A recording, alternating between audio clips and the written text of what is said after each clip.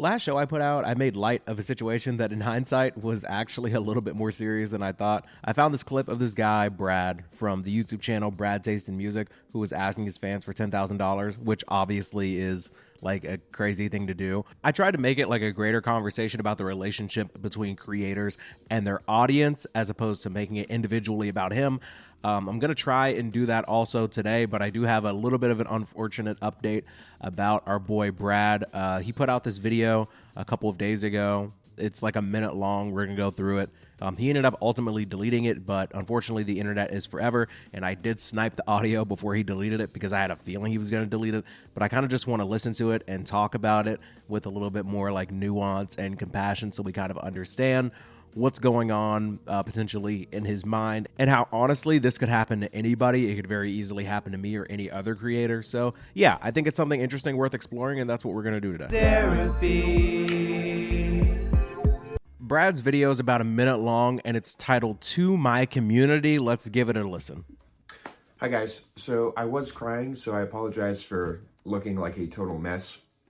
But I just wanted to say that recently I've been just like clawing, trying to survive and keep my platform instead of getting help. Brad talks about like kind of clawing to keep his platform, keep his community together. For context, for point of reference, this guy has over 300,000 subscribers.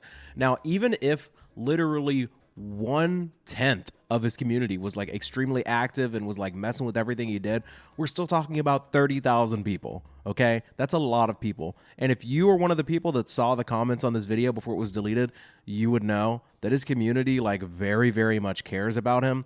But I also feel like when you have that big of an audience and you have that many loyal people following you, it's really, really easy to become like captured by them.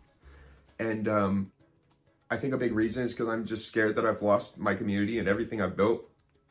And you know what? A lot of it is selfish. A lot of it is like, I deserve this.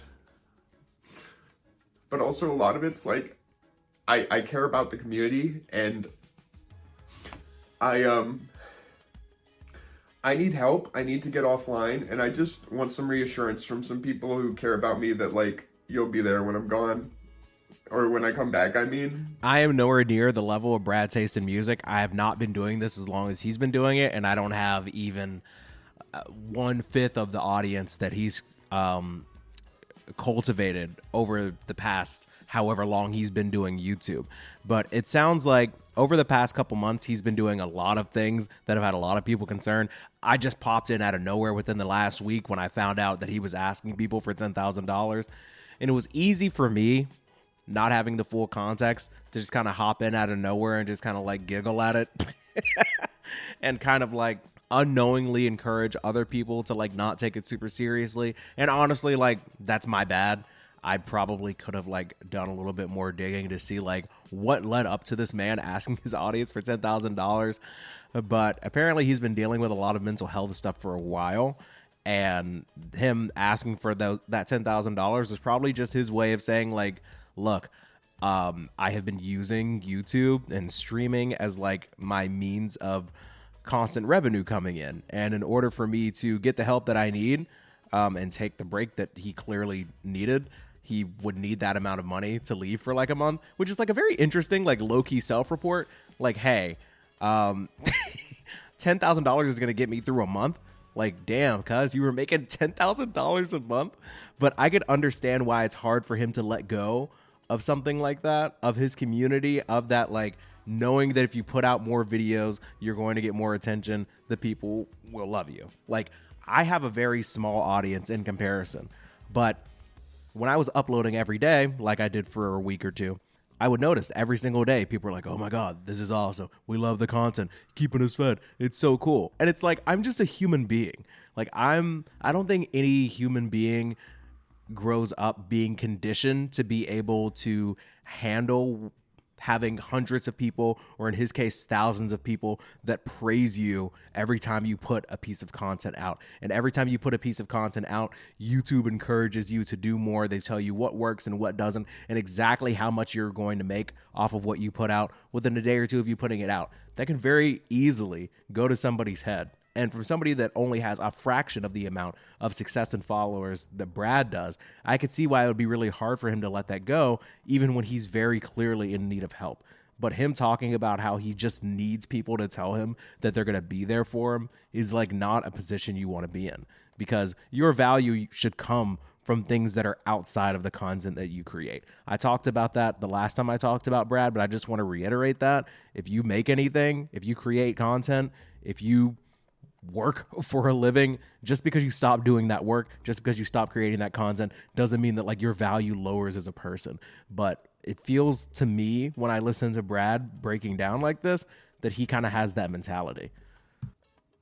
Because I want to do this the right way, but I'm scared, and I just wanted to ask for a little help and reassurance, and that's all. So thank you. If you do leave some, I appreciate you. Bye.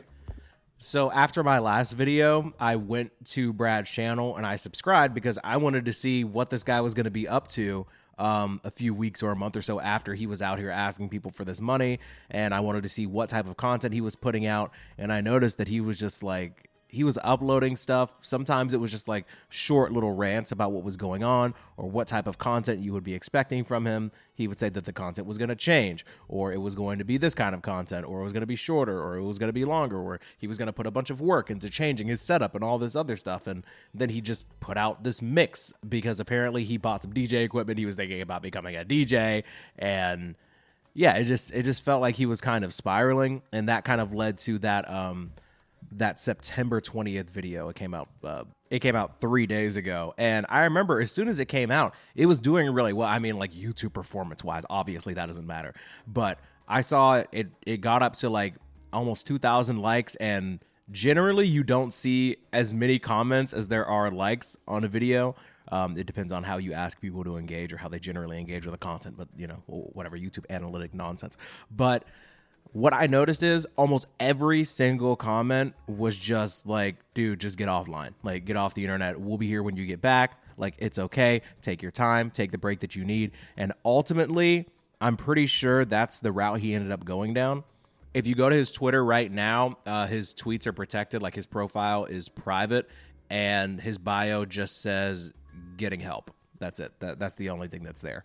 If you look at my last video, the comments in it, there are a lot of mixed opinions about Brad, his demeanor, his content, like how he's made a bunch of different quote unquote like breakdown or crash out videos before. And honestly, I don't really care about his history as obviously as much as his fans do. But I think that just generally speaking, regardless of how somebody has treated their fans or their audience or how they act as a person, like they're a human being. And kind of like how I mentioned earlier, I don't think anybody takes a class on how to deal with having hundreds of thousands of people subscribe to you and you making tens of thousands of dollars a month off of YouTube. Nobody teaches you how to handle those things.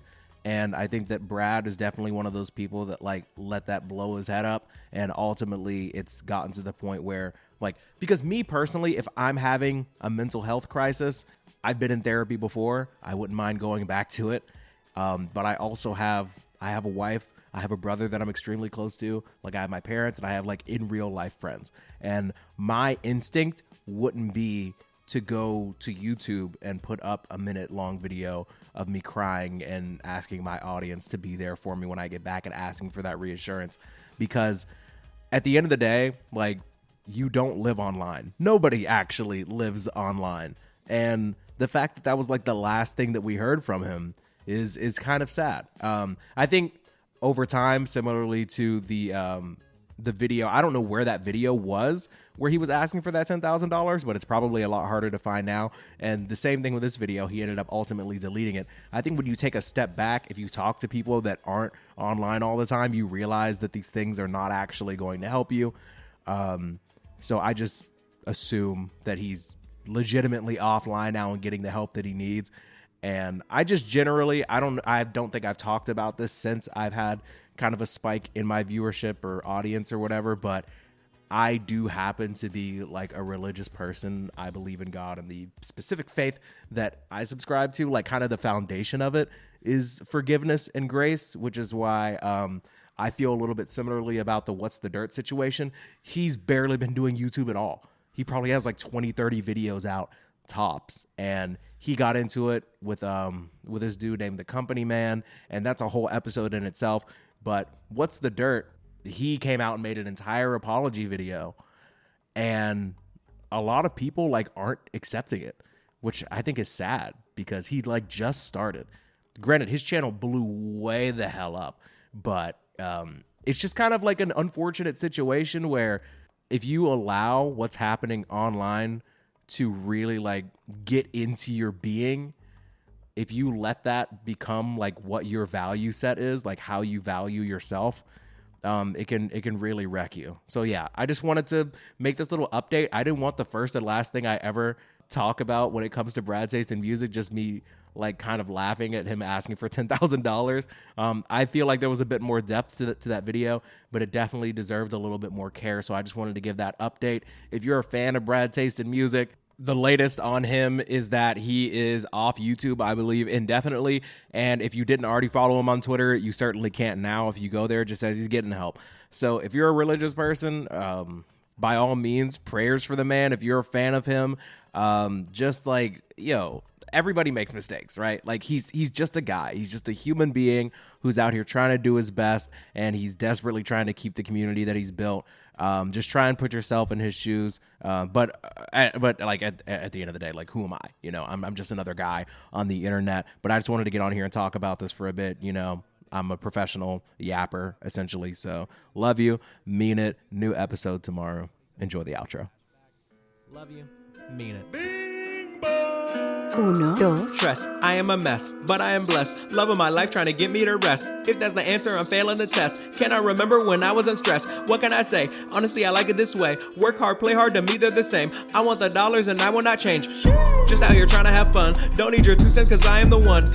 Yeah, I've been working a ton. Taking my shot, but won't pick up a gun. And for whatever reason, I cannot chew gum. I'm always biting my cheek, but I won't bite my tongue. I will keep rapping cause even though I am a rookie, I got these vets looking like suns. And no, I'm not talking about Phoenix, but best believe that's how I rise. What can I say? I am that guy. I am the man with a plan like that one Ed boy. I am a head boy, meaning I'm top of the class. And I'm not Kendrick, but top of the morning. I am soaring, and no time soon do I see myself coming down. Think I'll stick around. Not a Orochimaru, but yeah, I run the sound when I come around. Season 3 of Derapy is the talk of the town. Yeah, wait, this is my place, this is my time. Could not possibly be overhyped.